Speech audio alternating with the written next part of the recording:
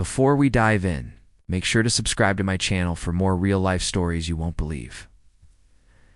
I never thought a simple joke could completely unravel everything I thought I knew about my marriage. My name is Daniel. I'm 38, and I've been married to Claire for 14 years. We've had our share of ups and downs, like anyone: work, stress, bills, kids, the routine of life. But I always believed our connection was solid, unshakable. Claire always had this playful side I adored. Her humor could make me laugh even on the hardest days. Ironically, that very humor would become the spark that ignited a chain of events I never saw coming. It all started on a lazy Sunday afternoon. The kids were at their grandparents' house, and Claire and I were relaxing in the living room. She teased me about my obsession with yard work. "You know," she said, smirking, "I could just let our young neighbor Ethan take over. He seems to love doing everything for you anyway." She laughed, assuming it was just another harmless joke. I laughed too, but something in her tone made me hesitate. It wasn't just teasing. There was a glint in her eyes, a mischievous sparkle I hadn't noticed before. I shrugged it off. Claire loved to joke, and I liked to think I had a good sense of humor. What I didn't know was that Ethan, our 25-year-old neighbor, had been watching us from across the fence. Ethan had always been polite, friendly, the kind of guy you never think twice about. He waved, helped with errands, even mowed our lawn when I was buried in work. But that day, something felt different. I noticed him lingering near the driveway, his gaze lingering on Claire a little too long. Later that evening, as Claire and I were prepping dinner in the kitchen, there was a knock at the door. Ethan stood there holding a small basket of freshly picked flowers, smiling awkwardly.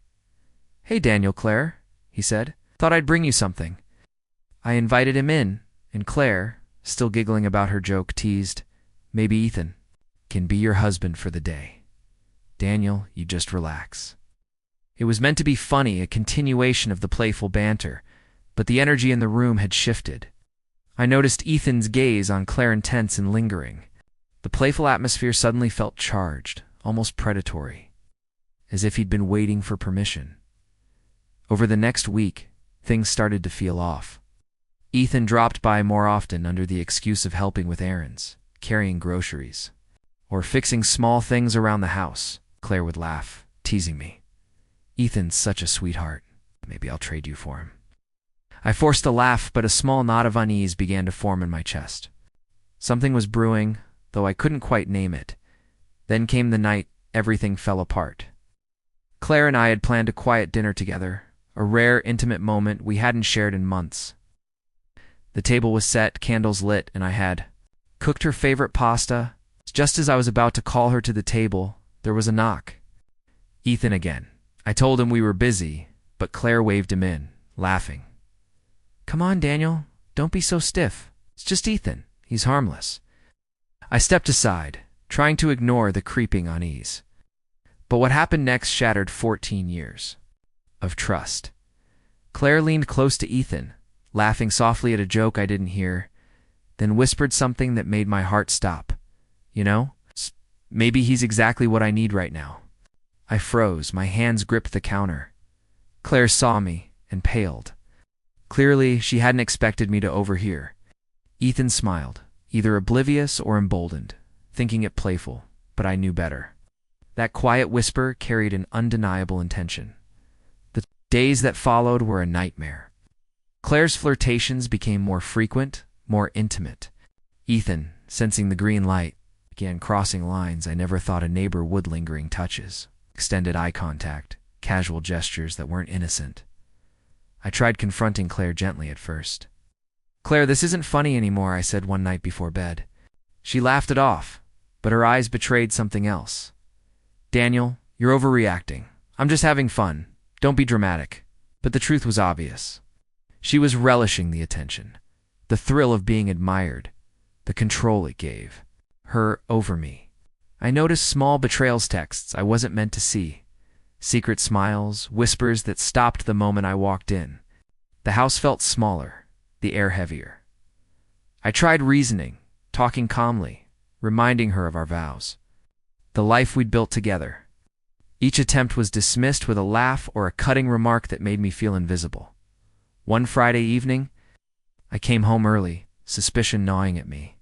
I entered the living room and froze.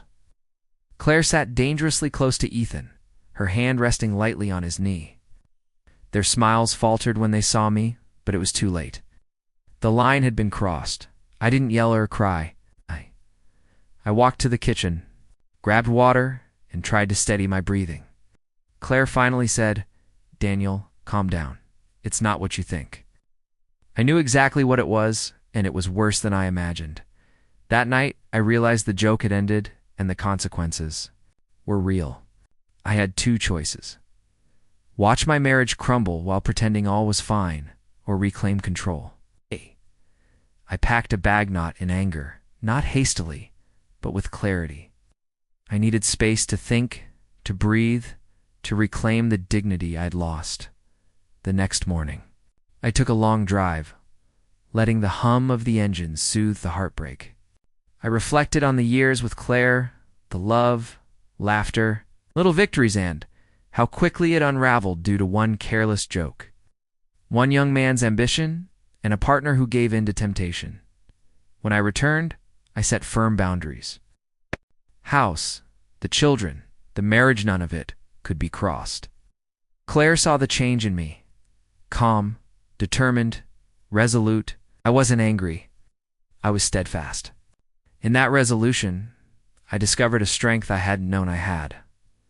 Months have passed since that Sunday. The house is quieter now, but in a good way. Ethan no longer lingers, and Claire has learned, in her own way, that some lines can't be blurred. Without consequences, I've realized that love without respect is a dangerous game. Sometimes even a joke can ignite a fire you can never put out. Now, when I pass the living room, I don't see betrayal. I see lessons learned, boundaries set, and the quiet strength of a man who refused to be invisible in his own.